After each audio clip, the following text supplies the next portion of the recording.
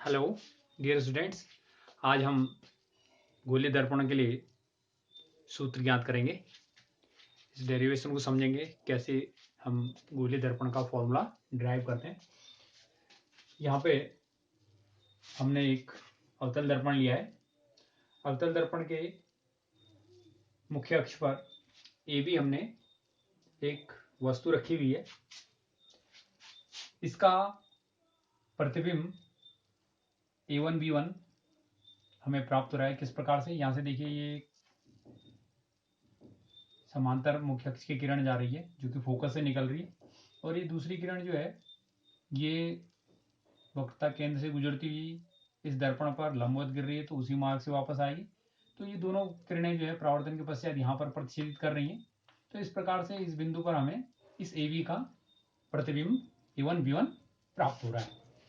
तो दर्पण के फॉर्मूला ज्ञात करने के लिए हमने क्या लिया? एक दर्पण लिया। कैसा दर्पण है? अवतल दर्पण है। ये इसका फोकस पॉइंट है, ये इसका वक्रता केंद्र है, ये ए बी एक वस्तु है, ये इसका A1 B1 एक प्रतिबिंब है। अब इसको प्रूव करने के लिए ध्यान समझेंगे। यहाँ पे एक ट्राइंगल है, ट्राइंगल ए बी और सी, ए बी और सी, तथा ट्राइंगल दूसरा कौन सा है? A1 B1 और C1, A1 B1 और C। ये दोनों ट्राइंगल आप देखेंगे, इनमें दोनों ही ट्राइंगल जो हैं कैसे हैं? समकोण त्रिभुज हैं। इनमें ये और ये एंगल इक्वल है, ये 90 है, तो तीसरा एंगल भी इक्वल होगा। तो ये क्या है? ये समरूप त्रिभुज है। हम इसको पहले प्रूव कर सकते हैं कि ये दोनों क्या है? समरूप है। मैंने आपको बताया कि ये दोनों एंगल इनमें सेम है। ये 90 है दोनों में एंगल, ये वाला एंगल दोनों में 90 है, ये शीर्षाभिमुख कोण है, तो तीसरा एंगल भी इनका इक्वल होगा। यानी दोनों साइज में छोटे बड़े हो सकते हैं लेकिन रूप इनका एक समान है, इसलिए कैसे हैं? ये समरूप त्रिभुज है। तो समरूप त्रिभुज की हमने प्रमेय पढ़ी हुई है कि कोई भी दो त्रिभुज यदि समरूप होते हैं तो उनकी संगत भुजाओं का जो अनुपात होता है वो सदैव समान रहता है।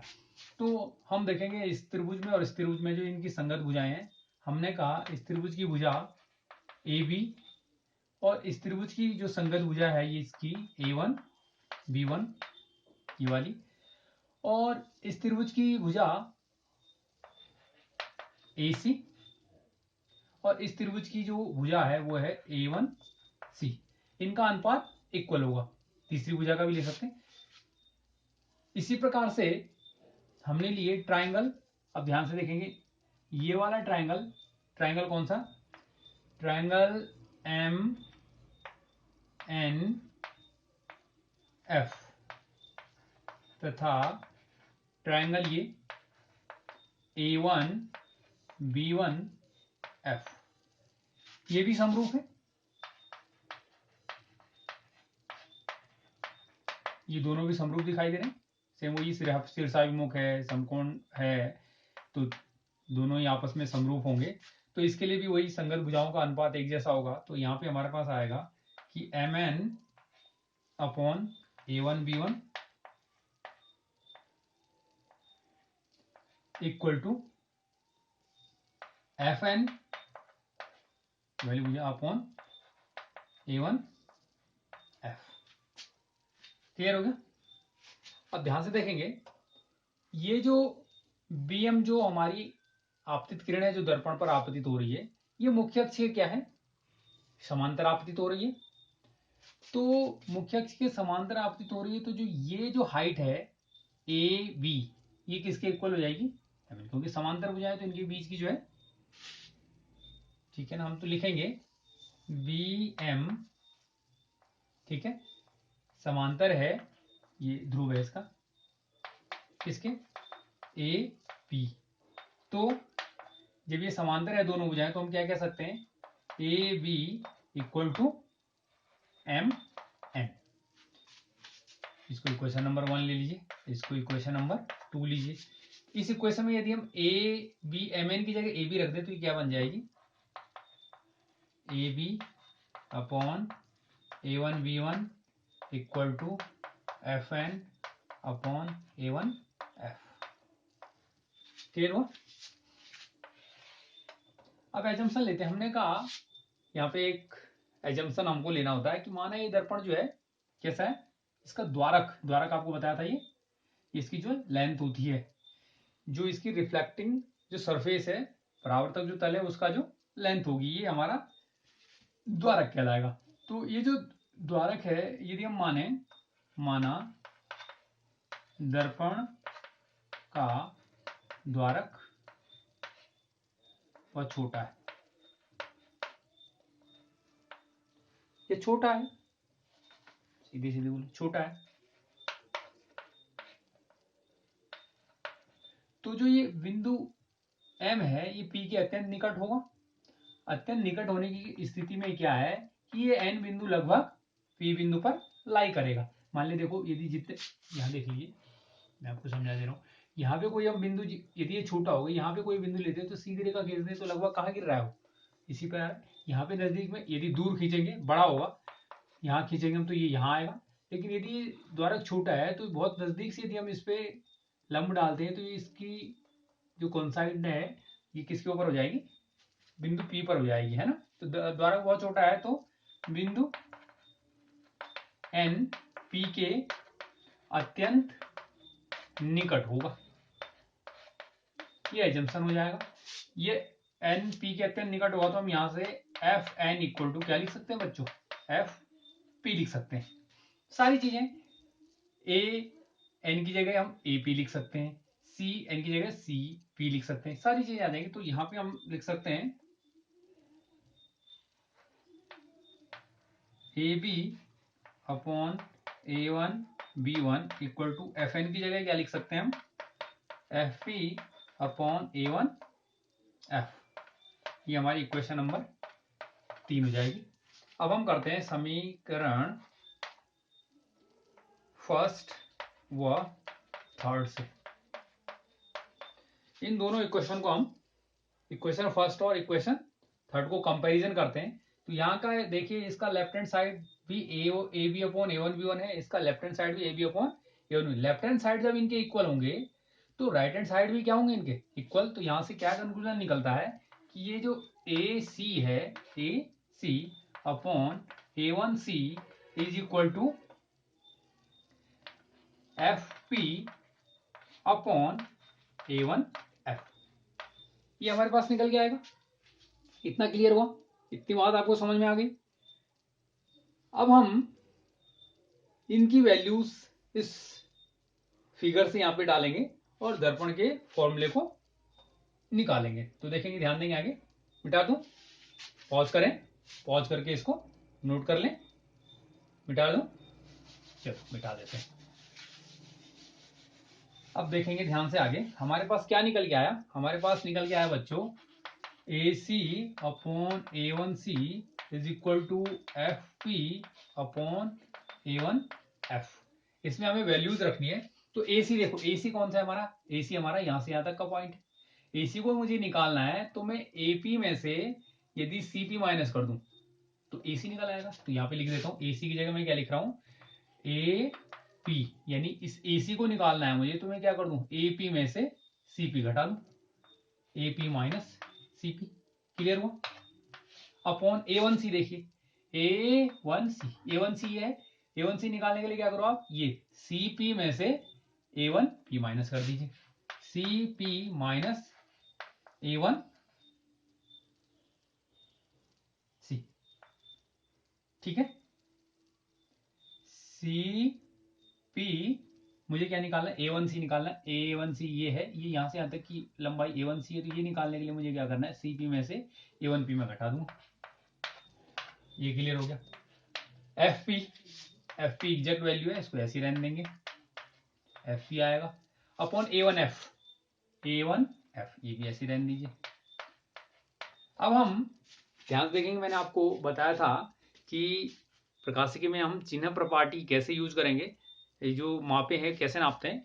इनको सीनियर प्रॉपर्टी को ध्यान में रखते हुए हम यहाँ पे लंबाइयां लिख लेंगे सारी। आपको बताया गया है कि दर्पण के ध्रुव से जो वस्तु की दूरी होती है इसको हम यू लेते हैं। ठीक है, अब ये भी मिटा देता हूं मैं, ये आपने लोड कर लिया होगा। यहां से देखो, ये जो वस्तु की जो दूरी है, ए बी की जो दूरी है दर्पण के ध्रुव से, ये कितनी, ये यू है। यहां देखिए ये यू हो जाएगी। ठीक है, सी यानी वक्रता केंद्र से लेकर के और हमारे ध्रुव की जो दूरी है ये बच्चों कितनी हो जाएगी, आर। ठीक है,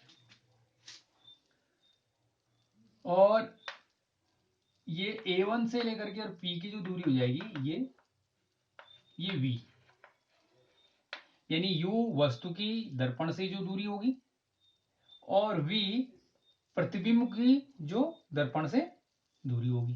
यानी दर्पण के जो हमारा ध्रुव है, ध्रुव से प्रतिबिंब की दूरी V है, ध्रुव से वस्तु की दूरी U है।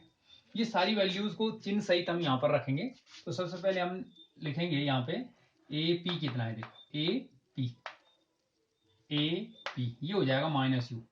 क्लियर है, चिन्ह प्रॉपर्टी याद आई, क्योंकि हम आपतित किरण के विपरीत दिशा में नाप रहे हैं, या यूं कहें इस मूल बिंदु यदि हम P माने तो P के बाईं ओर नाप रहे हैं, यानी एक्स अक्ष के एक्स अक्ष में नाप रहे हैं तो माइनस में आएगा ये लंबाई। इधर को यदि नापेंगे तो प्लस में आएगा। AP आ गया।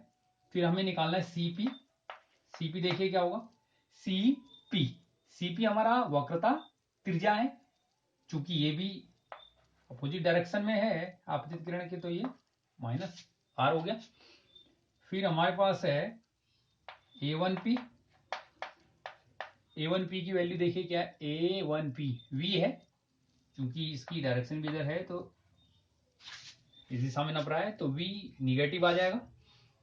A1F, FP देखेंगे, FP क्या है, FP F और P ये हमारी कितनी हो गई, फोकल लेंथ हो गई इसकी।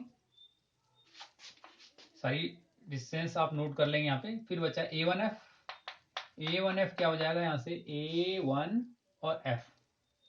A1F हम कैसे निकालेंगे, हमने यहाँ पे लिखा नहीं। A1F आपको निकालना है तो क्या करेंगे, A1P में से FP माइनस कर देंगे। A1P में से FP को क्या कर देंगे बच्चों, माइनस। तो A1F डायरेक्टली ना निकाल करके हम इसको कैसे निकालेंगे, यहाँ पे A1P माइनस FP। तो ये सारी वैल्यूज यहाँ पे हमारे पास मालूम हो गई हैं। अब हम सबको यहाँ पर रख देंगे। देखो AP का वैल्यू है -U, यहाँ रख दीजिए -U। क्लियर, माइनस CP देखो कितना है, -R। ठीक है, अपॉन CP फिर से -R माइनस A1P, देखो A1P कितना है, -V equal to FP value कितना है, FP minus F। A1P again A1P is -V minus FP यानी -F। चिन्ह सहित हम सारी वैल्यूज इसमें रखेंगे और इसको सॉल्व करने की कोशिश करेंगे। देखो ब्रैकेट खोलेंगे तो ये -U है, ये +R हो जाएगा। देखो ब्रैकेट खोलेंगे, ये -R है तो ये +V हो जाएगा इक्वल टू ये -F और अपॉन में क्या बच जाएगा, -V +F। ठीक है, अब हम इनको क्रॉस मल्टीप्लाई करेंगे और सॉल्व करने की कोशिश करेंगे। ध्यान से देखेंगे, कुछ नहीं है, बस थोड़ा सी कैलकुलेशन है। यहां से इसको मल्टीप्लाई करेंगे तो ये आएगा आपका, जिसको माइनस, चलो मैं लिख लेता हूं, -U +R into -V +F। ये दोनों एक साथ मल्टीप्लाई हो जाएंगे, ये यहां से मल्टीप्लाई हो जाएंगे, equal -R +V into minus F. चलो मल्टीप्लाई करते हैं, इससे कर लीजिए इसको multiply, minus U minus V का मल्टीप्लाई हो जाएगा तो यू वी प्लस हो जाएगा माइनस वी आर, इसका मल्टीप्लाई अब एफ से करेंगे minus U F plus F R. Clear हो गया, इसका मल्टीप्लाई होगा। अब इसका कर लेंगे इक्वल में, इक्वल कितना इसका आया प्लस एफ आर, इसका माइनस माइनस से प्लस और माइनस वी एफ। क्लियर है बच्चों, दोनों पक्षों को पक्षांतर कर लेंगे तो यहां देखेंगे इस तरफ भी एफ आर है, इस तरफ भी एफ आर है, एफ आर दोनों तरफ से कैंसिल आउट हो जाएगा। यूं समझेंगे इस एफ आर को हम दूसरी तरफ पक्षांतर, इस एफ आर को यदि हम इधर पक्षांतर करेंगे तो ये माइनस एफ आर होकर कट जाएगा। ठीक है, अब यहां पे अकेला यू वी रहने दीजिए, बाकी इसको पक्षांतर कर लीजिए उधर को, ये यू वी इधर जाएगा, यही रहेगा, ये पक्षांतर होगा दूसरे पक्ष में जाएगा, माइनस वी आर जाकर के इधर क्या बनने वाला है plus V R, minus U F जाकर क्या बनने वाला है प्लस यू एफ। देखिए ये इधर जाए और ये माइनस वी एफ यहाँ पे ऑलरेडी मौजूद है। क्लियर हो रहा है सब? यू वी इक्वल टू देखो यू एफ, देखो वी आर, ये माइनस वी आर को हम लिख देंगे वी आर और एफ का जो संबंध होता है, फोकस दूरी जो है दर्पणों के लिए, फोकस दूरी वक्रता त्रिज्या की क्या होती है आधी होती है, तो उससे ये मैं इसको साफ कर देता हूं पिछले वाले को, ये आपने नोट कर लिया होगा। U F minus V F, देखो आर मैं आपको लिख लेंगे, दर्पणों के लिए जो फोकस दूरी होती है ये वक्रता त्रिज्या की आधी होती है। गोलीय दर्पण के लिए फोकस दूरी बराबर वक्रता त्रिज्या बटे 2, यानी R इक्वल टू 2F लिख सकता हूं मैं। R इक्वल टू मैंने यहाँ पे क्या कर दिया 2F लिख दिया और माइनस ये VF ऑलरेडी हमारे पास है, तो क्या आगे आ रहा है ध्यान से देखेंगे, UV इक्वल टू देखो UF, ये 2VF बन जाएगा, ये माइनस VF है, तो यहाँ पे केवल क्या बच जाएगा आपके पास प्लस VF। इतना क्लियर हो रहा है? अब हम क्या करते हैं, दोनों पक्षों में UVF का डिवाइड कर देते हैं। ठीक है, UVF का डिवाइड करेंगे तो देखोगे आप यहाँ पे UV, यहाँ पे डिवाइड किया हमने UVF इक्वल टू UF है, यहाँ पे भी डिवाइड किया हमने UVF प्लस ये है VF, यहाँ पे भी डिवाइड किया हमने UVF। क्लियर हो गया? देखो यहाँ से UV कैंसिल, क्या बच रहा है 1/f, यहाँ पे U कैंसल, F कैंसल, बचा क्या 1/v प्लस यहाँ पे V कैंसल, F कैंसल, तो क्या बच गया हमारे पास बच गया 1/u। वेरी इंपॉर्टेंट, ये आपने 10th में ये फॉर्मूला पढ़ा है, 1/f equal to 1/v plus 1/u, यही दर्पण सूत्र मिरर फॉर्मूला कहलाता है। इसका यूज हम जो है मिरर के लिए, मिरर को जो प्रॉब्लम्स आएंगे प्रतिबिंब की स्थिति या वस्तु की स्थिति या फोकल लेंथ दर्पण की, हमें इन तीनों में से यदि हमें एक ही क्वेश्चन में से यदि दो चीजें मालूम है, यू मालूम है वी मालूम है तो एफ निकाल सकते हैं दर्पण का, या एफ मालूम है वी मालूम है तो यू निकाल सकते हैं, यानी किसी भी तरह से हम इसका यूज इसमें आगे कर सकेंगे। क्लियर हुआ बच्चों? बहुत आसान था समझना। आपने कोई भी अवतल, एक उत्तल दर्पण के केस में भी करेंगे तो भी आपका यही फॉर्मूला निकल के आने वाला है। यानी ये जो फॉर्मूला है दर्पण चाहे उत्तल हो चाहे अवतल हो, ये कॉमन फॉर्मूला है दोनों ही दर्पण के लिए। आप जब इसको प्रूफ करेंगे तो सेम फॉर्मूला निकल के आता है, तो इसको आप किसी भी दर्पण के लिए अप्लाई कर सकते हैं, किसी भी गोलीय दर्पण के लिए। ठीक है, ये गोलीय दर्पणों के लिए स्पेशली हमने कहा, समतल दर्पणों के लिए फॉर्मूला नहीं है, गोलीय दर्पणों के लिए फॉर्मूला हम प्रूफ कर सकते हैं। बहुत बहुत इंपॉर्टेंट है, कई प्रॉब्लम हम इससे सॉल्व करेंगे आगे दर्पण के केस में। अब आपको नेक्स्ट मैं आपको एक फॉर्मूला और सिखा देता हूं, और प्रूफ करा देता हूं जल्दी से।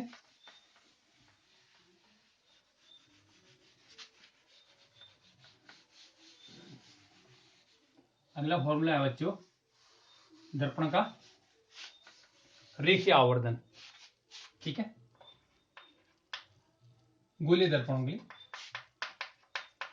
गोलीय दर्पण का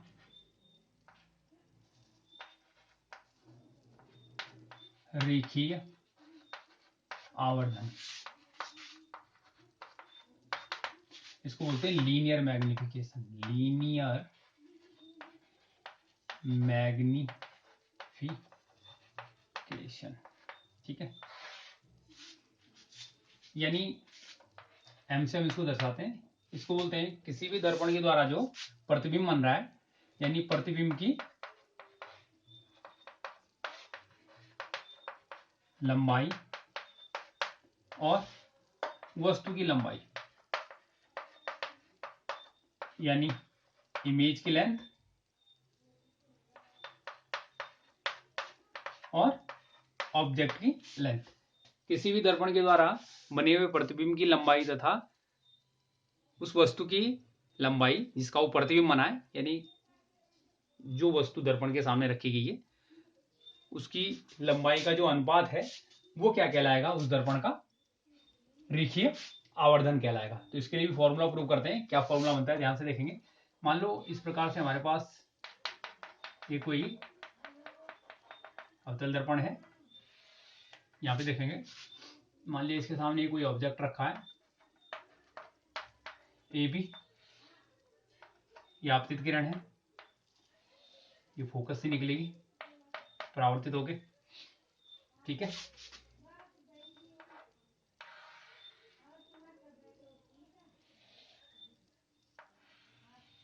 ये मान लो ये कोई आपतित किरण है, ये कोण आई पे यहां से आपतित हो रही है और आर से यहाँ पे परावर्तित हो रही है, तो ये आई और आर इक्वल होंगे। हमें मालूम है परावर्तन के नियम से कोण आई बराबर कोण आर, तो यहाँ पे प्रतिबिंब आपका प्राप्त हो रहा है। ये हमारा A1 B1 मान लेते हैं हम लोग। ओके, ये हमारा F पॉइंट है, इधर मान लो ये C है, ये P है। तो हमें रिलेशन निकालना है इस लेंथ के और इस लेंथ के अनुपात का, यानी जो रेखीय आवर्धन की परिभाषा कहती है वो कहती है प्रतिबिंब की लंबाई, यानी प्रतिबिंब की लंबाई हमारी क्या है बच्चों, AB, और वस्तु की लंबाई, सॉरी प्रतिबिंब की लंबाई हमारी क्या है, A1 B1, और वस्तु की लंबाई हमारी क्या है, AB। इनका हमें अनुपात यदि प्राप्त हो जाता है तो वही हमारा रेखीय आवर्धन कहलाएगा। तो इससे निकालने की कोशिश करते हैं।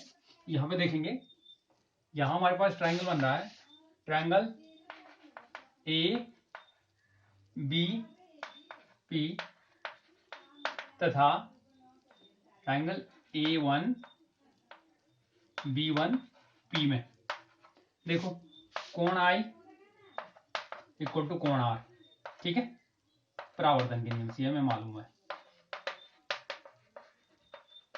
ठीक है। Angle A equal to angle A1, समकोण है दोनों। ये देखो ये एंगल और ये एंगल दोनों क्या है, समकोण है।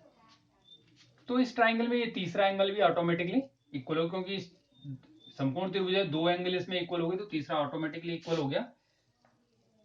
तो हम कह सकते हैं ट्राइंगल AVP तथा ट्राइंगल A1B1P समरूप है।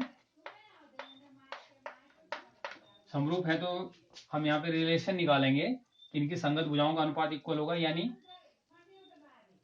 हमें किसकी लंबाई निकालनी है बच्चों, ऊपर हमें प्रतिबिंब की लंबाई लेनी, तो प्रतिबिंब की लंबाई ये है, तो हमने कहा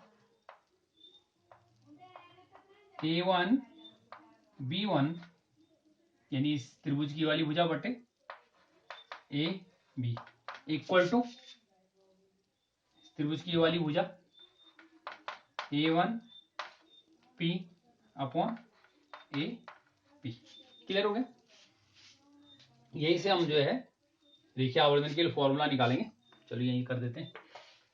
अब ध्यान से देखो A1 B1 A1 B1 क्या है बच्चों? प्रतिबिंब की लंबाई। मान लिया ये हमारे पास कितनी है, I है। तो I है तो इसका यदि चिन्ह प्रॉपर्टी के हिसाब से इसका लेंथ मापेंगे हम तो कितना आएगा, -I। क्लियर हुआ? A1 B1 की जगह हमारा -I है। AB वस्तु की लंबाई, चिन्ह प्रॉपर्टी के हिसाब से पॉजिटिव होनी चाहिए ऊपर की ओर, प्लस O जो भी मान लें आप, इसको H1 H जैसे भी मान सकते हैं, कोई दिक्कत नहीं। हमने इसकी लेंथ को मान लिया, प्रतिबिंब की जो हाइट है I मान ली, तो चूंकि नीचे की ओर है चिन्ह प्रॉपर्टी के हिसाब से इसकी लेंथ निगेटिव है, तो -I upon plus O equal to, देखो अब हमारे पास क्या है, A1P क्या है, हमारी प्रतिबिंब की स्थिति है, तो ये हो गई -V। और AP ये वस्तु की स्थिति है, क्या होगी, -U। सॉल्व करेंगे, माइनस माइनस ये कैंसिल हो जाएंगे, V अपॉन U आएगा, ये आएगा, ये माइनस है, यानी यहां से I अपॉन O की वैल्यू क्या है हमारे पास, I अपॉन O आया हमारे पास -V अपॉन U। इनका रिलेशन निकाल लिया। ये इस परिभाषा से जो हमारे पास फॉर्मूला मालूम है इसमें रख देंगे, मिटा दो इसे, ये क्लियर हो गया। कुछ नहीं है, दो त्रिभुज, ये वाला त्रिभुज और ये वाला त्रिभुज, इसको आप समरूप लिख दीजिए, बस समरूप लिख देंगे, सीधे रिलेशन निकल जाएगा, संगत भुजाओं का अनुपात A1 B1 upon AB equal to A1P upon AP। इस तरह से इसको सॉल्व करके ये निकाल देंगे, और ये वैल्यूज यहाँ पर रख देते हैं, देख लेंगे। अब क्या क्या आया, M इक्वल टू आ गया I अपॉन O। तो I अपॉन O, यदि आपको प्रतिबिंब की लंबाई मालूम है, दर्पण द्वारा बने प्रतिबिंब की लंबाई मालूम है और वस्तु की लंबाई मालूम है, तो उनका रेशियो ही हमारा क्या कहलाएगा, दर्पण की रेखीय आवर्धन कहलाएगी, दर्पण का रेखीय आवर्धन कहलाएगा। ये एक संख्या होगी, इसका कोई मात्रक नहीं होगा।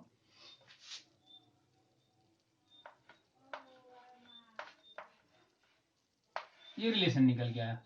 यदि आपको वस्तु की स्थिति, प्रतिबिंब की स्थिति मालूम है, तो -V अपॉन U से V अपॉन U रखेंगे और उसमें माइनस का चिन्ह का मल्टीप्लाई कर देंगे, ये फॉर्मूला निकल के आया। ये हमारे लिए दर्पण के लिए रेखीय आवर्धन का फॉर्मूला होगा। दर्पण हमने यहाँ पे अवतल लिया है, उत्तल के लिए भी यदि हम इसको ड्राइव करते हैं तो भी यही फॉर्मूला निकल के आने वाला है। ये रेखीय आवर्धन कहलाएगा दर्पण का। क्लियर हो गया सबको, फॉर्मूला क्लियर हो गया? चलो मिटा दो।